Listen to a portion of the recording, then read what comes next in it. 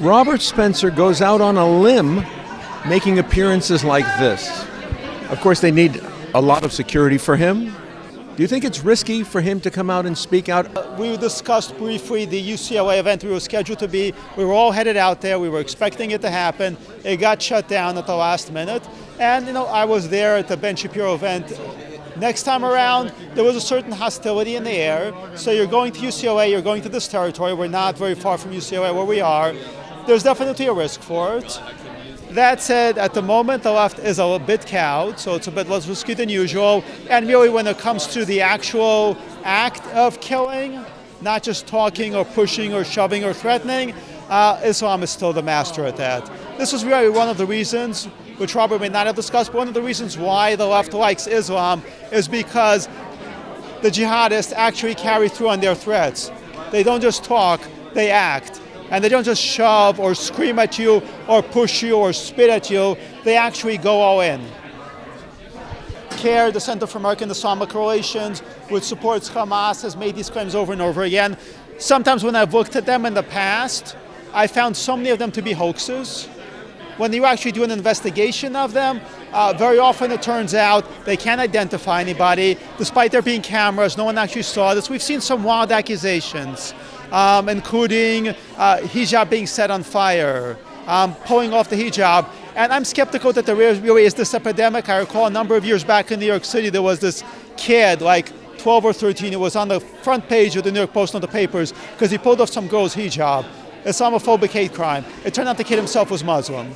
So we have a bunch of these stories. I've looked at them in the past that have not held up. I'm not saying nobody has ever done this before, especially in the school environment. I'm just skeptical that there is this really huge proliferation of it happening on campuses, especially, it's UCLA.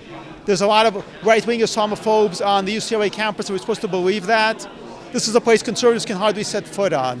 You tell me this is happening in Mississippi somewhere, Alabama, maybe it's a little bit plausible. UCLA, not very plausible, especially considering we have law enforcement that goes all in on any claim of Islamophobia. They arrest people for saying the wrong thing, and yet, where are the people being arrested for this?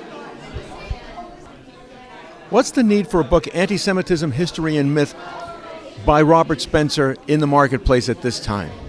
I think it's needed, especially because what Robert Spencer does in this book is he covers a broad spectrum of anti-Semitism. Everybody writes books about anti-Semitism. Good Lord, Chuck Schumer has a book about anti-Semitism. Chuck Schumer, the guy who went over to the university heads and told them, don't worry about this stuff. Don't worry about the anti-Semitism. It's only Republicans who care about this. But really, so many people who write books about anti-Semitism, they write about it from one perspective. It's a huge problem on the right. It's a huge problem on the left. It's a huge problem in Islam. It's a huge problem in Christianity. What Robert has done, he's kind of brought this together. He's covered a spectrum of it. And I think that is very valuable and important, and too few people are doing it. Is there something about that he brings with his expertise in Islam? Well, first of all, it's important to remember that Robert Spencer is a scholar of religions in general. He started out as a man who was an expert on religion. Then he began writing and talking about Islam. Nobody was willing to do that. So this is a guy who was able to digest, understand texts from different religions. And that is something special he brings to this book. Obviously, he's written about anti-Semitism in Islam quite a bit. Some of the material, though, in this book that are about anti-Semitism in Christianity, in the pagan world, on the far right, on the far left, that is really very different and very new from him. How much of the book have you read? I did a review of the book, which means I read it. Who do you feel would benefit from a book like this?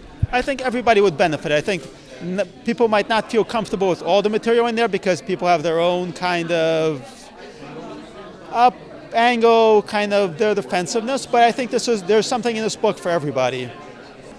How about Jewish Democrats who are CNN watchers and are deathly afraid of being thought of thinking of themselves as Islamophobic and wouldn't criticize Islamic, or don't even want to explore it or acknowledge it?